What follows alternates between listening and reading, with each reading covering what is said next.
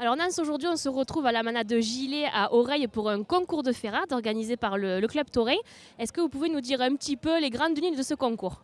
C'est le principe d'un concours d'une ferrade, donc des manades en compétition s'opposer. Alors le principe de la ferrade, c'est de sortir un anouble du troupeau, donc le veau d'un an, de le courséger, donc de l'accompagner dans le pays à cheval et de le faire tomber à l'aide d'un trident. Et normalement, l'objectif est de l'attraper pour le marquer. C'est l'utilité de la ferrade. Alors aujourd'hui, il n'y avait pas besoin de les marquer, ces anoubles, mais c'était d'essayer de voir l'opposition entre les manades pour ces techniques.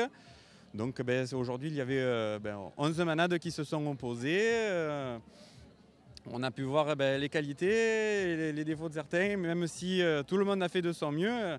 Quand c'est des animaux vivants, que ce soit les chevaux ou les veaux, certains sont plus récalcitrants. Donc tout s'est bien passé. Alors chaque manade est venue avec 5 cavaliers et 2 hommes au trident en tentant de les tomber. Ils avaient donc plusieurs points à respecter, donc le harnachement et la tenue pour respecter la tenue du gardien.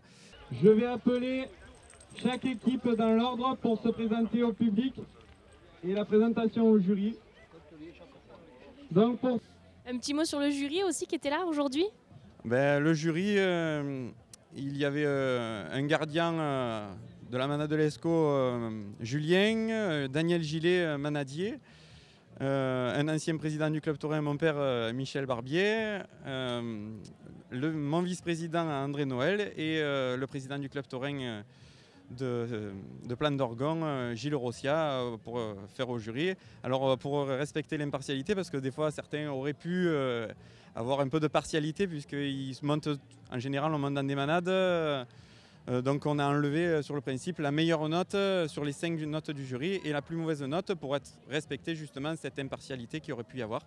Mais je viens de dépouiller et je vous promets qu'ils ont respecté la partialité, parce que même des jurys qui auraient pu être partiels ont peut-être été même plus sévères avec leurs élevages ou leurs manades. Voilà, donc la manade qui a gagné, c'est l'élevage Borelli de Mayenne. En deuxième position, ça a été la manade Gilet.